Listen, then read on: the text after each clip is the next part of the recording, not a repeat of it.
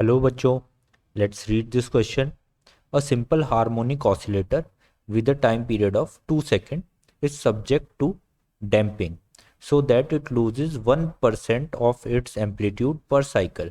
About how much energy does this oscillator lose per cycle? Okay. सो देखो question में क्या हो रहा है।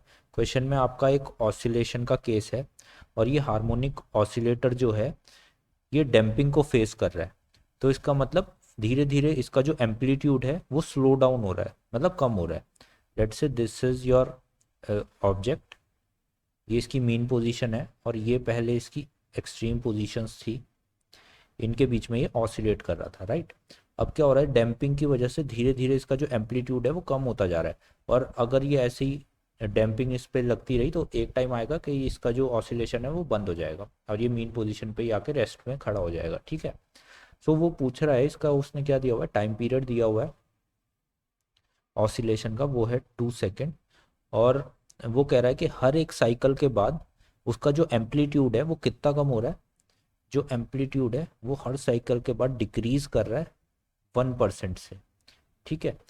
तो इस एम्पलीट्यूड के चेंज होने की वजह से उसकी जो एनर्जी है उसमें कितनी गिरावट आ रही होगी पर साइकिल, ठीक है। हर साइकिल एम्पलीट्यूड 1% गिर रहा है तो एनर्जी कितना परसेंट गिर रही होगी, राइट, ये क्वेश्चन है। तो देखो की कॉन्सेप्ट जो यहाँ पे यूज होने वाला है वो क्या है। की कॉन्सेप्ट एक तो आपको रिलेशन पता होना चाहिए किसके किसके बीच में, amplitude and total energy of the system. Amplitude और एनर्जी के बीच में क्या रिलेशन होता है इन एसएचएम, वो आपको मालूम होना चाहिए, ठीक है। बाकी दूसरा हम जो यहाँ पे यूज़ करेंगे वो है हमारा एरर मेथड, क्योंकि हमें एरर फाइंड आउट करना है। बेसिकली एरर मेथड हम क्यों यूज़ कर रहे हैं, क्योंकि हमें 1% की गिरावट एम्पलीट्यूड में दी हुई है, तो एम्पलीट्यूड और ई के बीच में अगर हमें रिलेशन मिल जाए तो हम एरर मेथड निकाल के ई में कितना डिफरेंस आ रहा है वो कैलकुलेट कर सकते हैं, ठीक है। तो इसको हम सॉल्व करते हैं।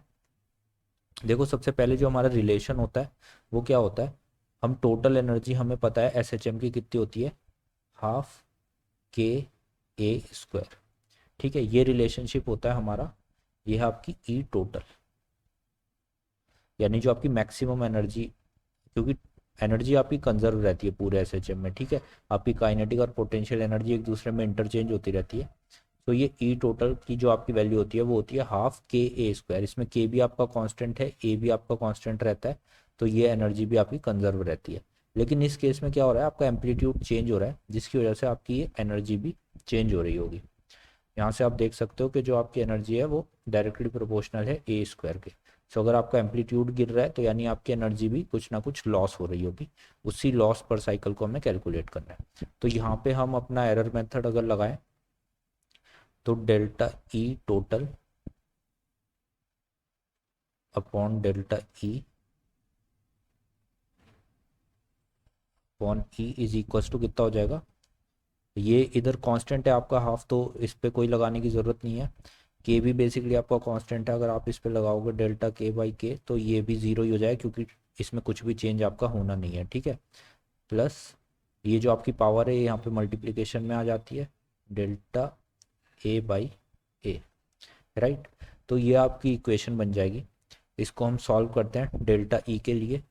डेल्टा ई यहाँ से कितना आने वाला है, ये आएगा आपका 2 इंटू आपका जो चेंज हो रहा है डेल्टा ए में वो कितना है 1%, ठीक है, 1% पर साइकिल।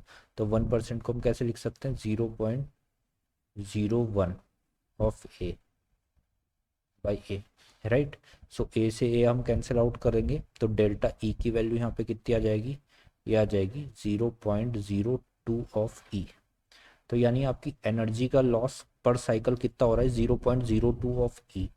ये पर साइकिल आपकी वैल्यू है क्योंकि एम्पलीट्यूड आपका पर साइकिल ही रखा हुआ था, ठीक है। तो इसको अगर हम परसेंटेज की फॉर्म में लिखें तो आपका डेल्टा ई कितना आएगा, 2%, यानी 2% एनर्जी आपकी हर साइकिल में लॉस होती जा रही है। So option number B is your correct option. So I hope you understand this question. Good luck.